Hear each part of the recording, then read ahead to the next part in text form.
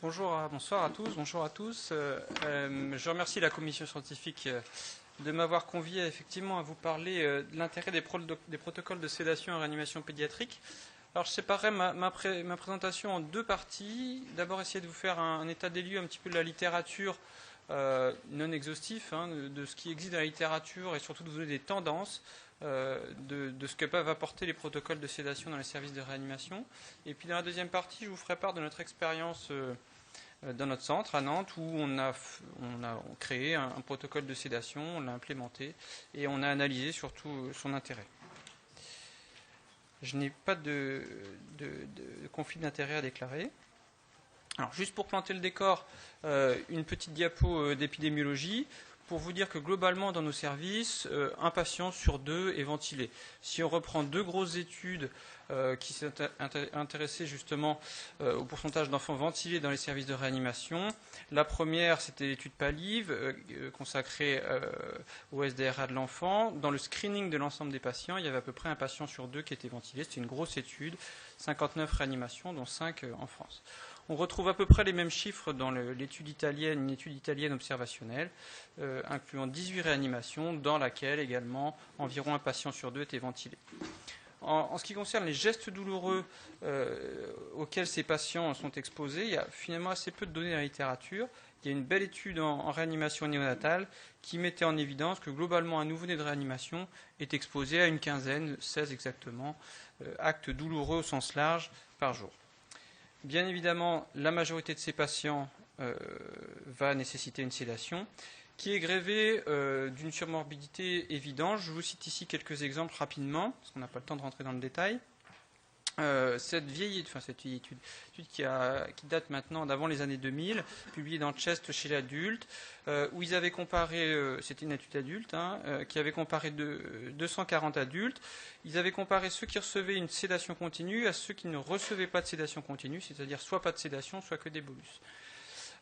Et de façon significative, ils avaient mis en évidence que la sédation continue augmentait la durée de ventilation mécanique, la durée d'hospitalisation en réanimation et la durée d'hospitalisation globale, indépendamment évidemment de tous les autres facteurs de risque et de la gravité de la pathologie, de l'âge, etc. En ce qui concerne le lien entre la sédation et le syndrome de sevrage, qui dit introduction d'une sédation dit risque de l'apparition d'un syndrome de sevrage à l'arrêt de celle-ci. Ça, c'est une belle review qui a été publiée en 2009 par l'équipe de Birchley, qui incluait 14 études pédiatriques et qui montrait que globalement l'incidence du syndrome de sevrage est de l'ordre de 20% dans les réanimations pédiatriques. En ce qui concerne le lien entre ce syndrome de sevrage et la sédation, dans cette étude publiée par ISTA en 2008 dans Critical Care, il s'était intéressé au syndrome de sevrage évalué grâce au score de SOFIA et au lien avec la sédation. Alors vous avez sur le diagramme qui est présenté ici l'incidence des différents symptômes du syndrome de sevrage. La ligne la plus haute, c'est l'agitation des patients. Vous voyez que de façon générale, l'incidence est autour de 20%. Et à droite du diagramme, vous avez l'incidence chez les patients chez qui il va y avoir un échec d'extubation. Et donc, autre donnée intéressante, c'est que dans cette étude, il montrait clairement qu'il y avait une corrélation significative entre l'incidence de ce syndrome de sevrage et la dose totale de midazolam d'une part, la dose totale d'opioïdes d'autre part, et la durée de ces traitements sédatifs. Autre donnée intéressante, c'est le lien qu'on peut faire entre la sédation et le risque de syndrome de stress post-traumatique. Globalement, le syndrome de stress post-traumatique, en fonction des études, se situe entre 10 et 30%. Ce lien est assez complexe. Évidemment, on comprend facilement que si l'enfant est sous-sédaté, il va être exposé à des phénomènes douloureux, que probablement ça va être source de stress post-traumatique. Mais à l'inverse, la sursédation également est probablement source de stress post-traumatique. Ça a été montré dans une étude de Colville en 2008, qui montrait qu'en fait, le fait de recevoir une sédation plus de 2 jours était significativement lié statistiquement au risque de survenue de présence de faux souvenirs. Et ces faux souvenirs sont eux-mêmes statistiquement liés au risque de survenue d'un syndrome de stress post-traumatique. Alors il y a un certain nombre de recommandations qui ont été émises par les différentes sociétés savantes, françaises en 2008, mais aussi je vous présente ici les recommandations anglaises, américaines et allemandes. Malgré ça, ce qu'on peut constater dans la littérature, c'est que le niveau de sédation des patients en réanimation semble assez incorrect. Sur ce diagramme, en fait, vous avez le pourcentage des enfants représenté en fonction s'ils sont normalement sédatés, c'est les barres du milieu, là, en gris très clair, s'ils sont sous-sédatés, en noir, et si au contraire sursédatés en gris foncé à droite du diagramme. Si on additionne les enfants qui sont sursédatés et ceux qui sont sous-sédatés, vous voyez globalement, à vue de nez, sur l'ensemble des études, qu'il y a environ un patient sur deux, une observation en tout cas sur deux ne correspond pas à une sédation satisfaisante. Donc c'est dans ce contexte que les protocoles, la protocolisation de la sédation va peut-être avoir un intérêt.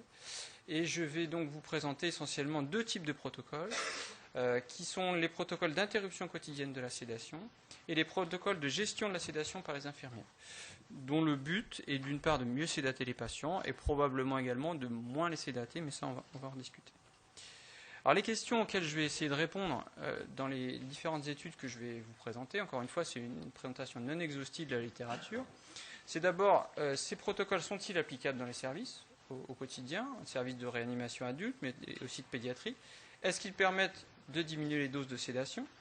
Est-ce qu'ils permettent de mieux sédater les patients? Ce que j'entends par là, c'est est-ce qu'il y a moins de périodes de sursédation et moins de périodes de sous-sédation? Et est-ce que ces protocoles ont un effet sur le devenir des patients en termes de durée de ventilation, en termes d'infection nosocomiale, en termes des durées de séjour en réanimation et à l'hôpital, en termes de mortalité, éventuellement d'utilisation d'inotropes, si on considère qu'il y a un lien entre la sédation et la nécessité d'inotropes, et en termes d'incidence du syndrome de stress post-traumatique. Donc je vais essayer de répondre à ces questions-là. La question quand même, au final, je pense qui nous intéresse tous et qui vous intéresse, c'est est-ce que je peux appliquer ce que je lis dans la littérature, est-ce que je vais vous exposer maintenant à mon service de réanimation? Ce qui est une réponse compliquée, parce qu'évidemment, il est difficile de comparer les études. Les recrutements sont différents. Les effectifs médicaux, ça c'est très important à chaque fois qu'on lit une étude de ce type, c'est de voir dans quel pays est faite l'étude et quel est le ratio entre les patients et les infirmières dans ce pays. Les médicaments utilisés dans le protocole sont différents, les échelles sont différentes. Donc c'est compliqué. Je pense que le meilleur moyen, c'est encore de s'approprier son propre protocole et de l'évaluer. Alors je commence par les études d'interruption quotidienne de la sédation. Une première étude adulte qui date maintenant des années 2000, publiée dans le New England, et qui effectivement s'intéressait à l'intérêt de l'interruption chaque matin de la sédation jusqu'au réveil des patients. Ce qu'ils avaient montré, c'est que de façon significative, dans le groupe chez qui on arrêtait chaque matin la sédation, il y avait une diminution significative de la dose totale de midazolam et également de la dose totale de morphine, l'utilisation de morphine. En termes de devenir des patients, dans le groupe protocole, il y avait une diminution significative de la durée de ventilation mécanique et de la durée d'hospitalisation en réanimation.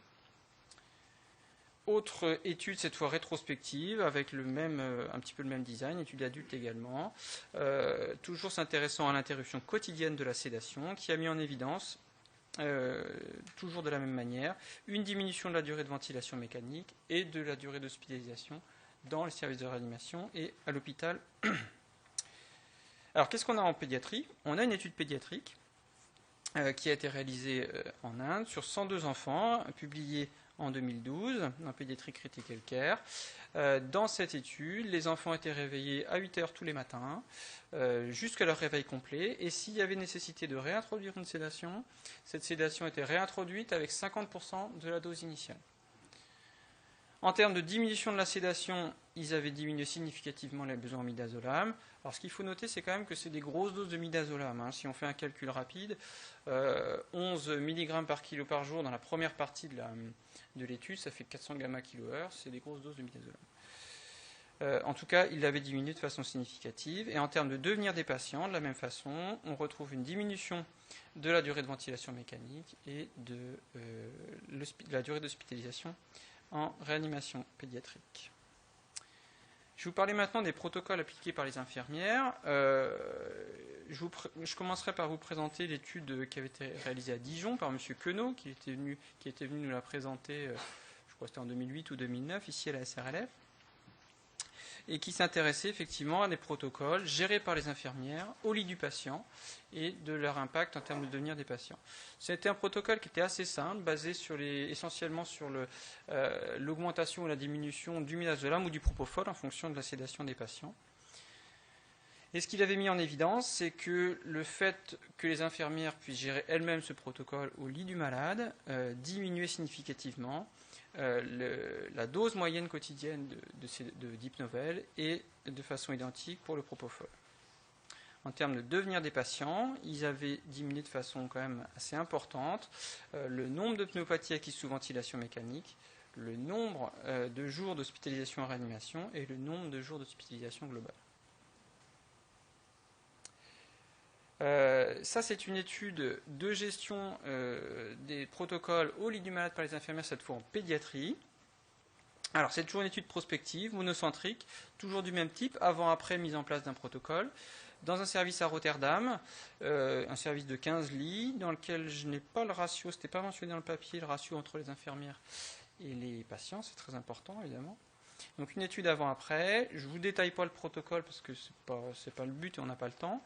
Globalement, il est basé sur l'échelle Comfort et sur aussi un score de sédation infirmier, un score d'expert en fait, assez simple, qui dit le malade est normalement sédaté, trop sédaté, pas assez sédaté.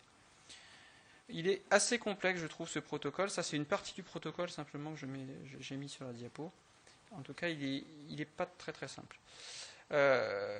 Ils avaient montré que ce protocole était applicable, était réalisable, mais de façon assez étonnante, pour le coup, ils avaient montré une augmentation des doses de morphine et de midazolam de façon significative.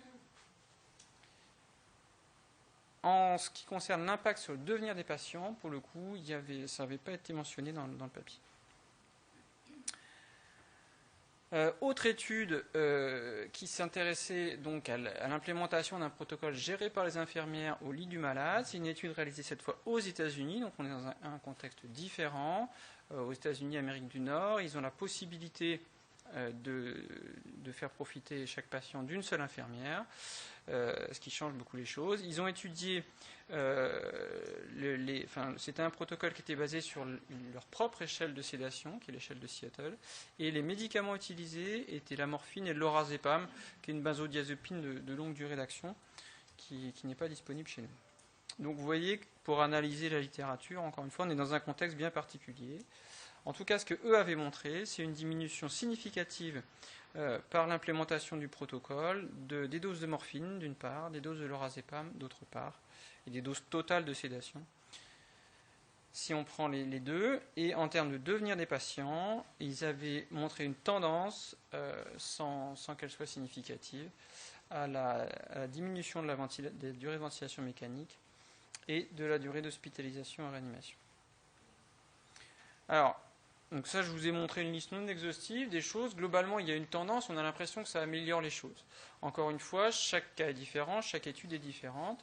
Nous, ce qu'on a fait dans notre service, c'est qu'on a créé notre protocole en utilisant les mêmes sédatifs que ce qui était utilisé avant, et on a cherché à évaluer ce qu'on faisait, c'est-à-dire est-ce qu'on a amélioré les pratiques ou pas.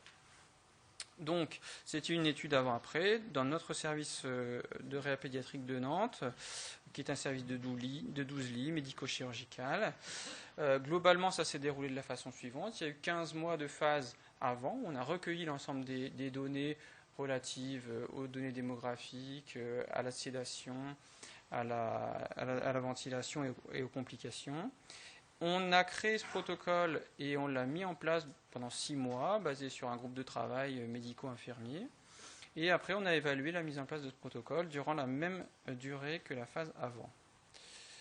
Les critères d'inclusion, on avait exclu les nouveau-nés, qui nécessitent quand même moins de sédation, qui est une population bien particulière, c'est discutable. Il fallait que les malades soient ventilés plus de 24 heures. Ils étaient exclus en cas de décès avant l'extubation, s'il y avait une sédation, si l'enfant venait d'une autre réanimation, et si le protocole avait été oublié et ne permettait, dans la phase après, et ne permettait pas donc d'analyser les choses. Et on avait exclu également les malades curarisés. Les critères de jugement, le critère de jugement principal, c'était la durée de ventilation. Je ne rentre pas dans le détail des jugements secondaires, on les verra dans les résultats. Vous voyez que c'était des protocoles très simples. Il y avait en fait deux types de protocoles en fonction de l'objectif de sédation. L'échelle sur laquelle on se basait, c'était l'échelle Comfort B, que je pense que tout le monde connaît bien. Et il y avait deux types d'objectifs en fait en fonction de la profondeur de sédation qu'on voulait donner aux patients. Ceux qui étaient sédatés entre 7 et 11, globalement, les malades cérébraux lésés, les post-op de chirurgie cardiaque avec le thorax ouvert, l'hypertension artérielle pulmonaire, enfin en tout cas des patients qu'on voulait lourdement sédater. Et l'autre partie, des enfants, on va dire, normalement sédatés avec des échelles de confort entre 11 et 17. Si on prend la partie gauche de la diapo, donc les objectifs entre 7 et 11, l'infirmière, toutes les 3 heures, faisait un relevé de l'échelle de confort. Si elle se trouvait entre 8 et 11, moyennant quelques bolus, et il y avait des bolus qui étaient prescrits, pas plus de 3 par 3 heures en tout cas, elle laissait au même débit. Si elle était inférieure à 8, elle diminuait le débit, et si elle était supérieure à 11, elle augmentait le débit. Les paliers et les débits étaient évidemment prescrits à l'avance, et les paliers qui étaient fixés, c'était des paliers de 0,15 mg kg pour la morphine, de 0,15 gamma kHz pour le Sufenta, et de 20 gamma kHz pour le midazolam. Et de façon identique, elle gérait si le patient était avec des objectifs entre 11 et 17. Donc on a inclus globalement 107 malades dans la phase avant, 126 dans la phase après, et étudié 97 patients dans chaque phase.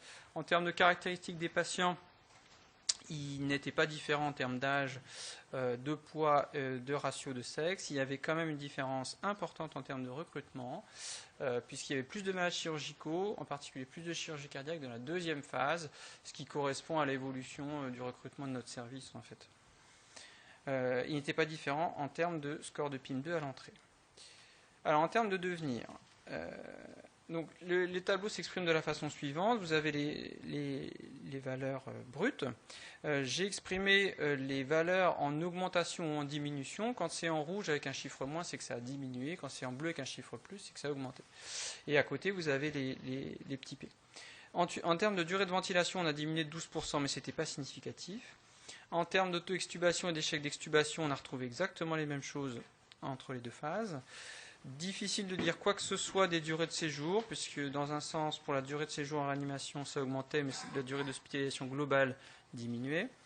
Et une tendance à la diminution de 13% des pneumopathies, mais non significative. Donc là, pas grand-chose de significatif.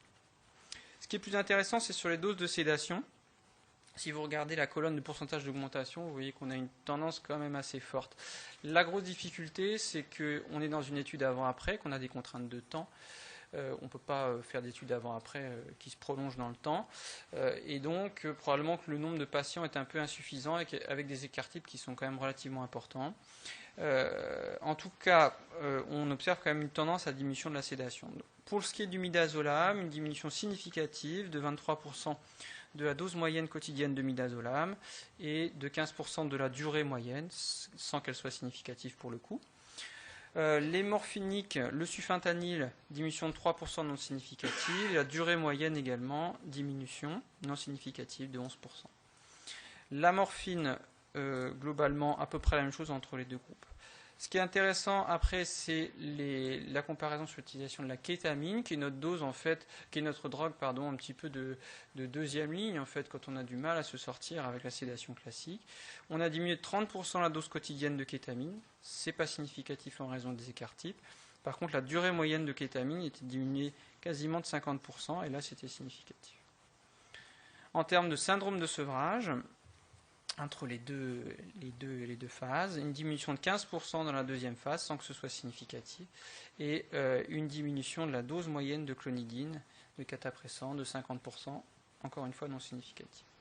En termes d'utilisation d'inotropes, la dose moyenne quotidienne d'adrénaline avait largement diminué, c'était significatif, de 35%, la dose quotidienne moyenne de noradrénaline également, et pas de différence en ce qui concerne l'utilisation de l'amilrinone. Donc en conclusion, je vais essayer de répondre aux questions que je vous ai posées tout à l'heure, grâce à la littérature et puis à notre expérience à nous, qui est bien sûr discutable. Sont-ils applicables? Je pense que la littérature et puis nous, notre expérience à Nantes nous fait répondre que oui. Ça nécessite quand même du temps, beaucoup de temps, d'explications, que ce soit à la fois aux médecins, hein, tout le monde n'adhère pas à ce genre de protocole, aux infirmières aussi, pour réexpliquer, surtout qu'il ne faut pas oublier de baisser la sédation quand le malade est trop sédaté, ça c'est une des choses les plus difficiles, on pourra en discuter. Donc en réanimation adulte et pédiatrique, oui. Est-ce que ça permet de diminuer les doses de sédatifs? J'ai la conviction que oui, et j'ai envie de dire oui si on prend l'ensemble des études. Il y a quand même l'étude hollandaise qui montrait une augmentation de la sédation avec l'implémentation du protocole au lit du malade par les infirmières. Sont-ils mieux sédatés? C'est-à-dire, est-ce qu'il y a plus ou moins de périodes de sursédation, de sous-sédation? Il n'y a pas de réponse très claire dans la littérature. Et sur le devenir des patients, sur la durée de ventilation, globalement, les études sont en faveur. Sur les infections nosocomiales, ça a été essentiellement prouvé chez l'adulte. La durée de séjour en réanimation, l'ensemble des études également en faveur. La durée d'hospitalisation, c'est essentiellement chez l'adulte. La mortalité, il n'y a aucune étude qui permet de le mettre en évidence. L'utilisation des inotropes, dans notre étude, on avait cette impression. Je n'ai pas retrouvé d'autres datas dans la littérature. Et en ce qui concerne l'incidence du syndrome de stress post-traumatique, c'est quelque chose auquel on s'est intéressé. C'est Lauren Trapp qui est présente dans la salle qui s'intéresse à cette question. On n'a pas encore les résultats, on a les résultats de la phase avant, mais pas de la phase après. Et je ne crois pas qu'il y ait d'autres études dans la littérature. Je vous remercie.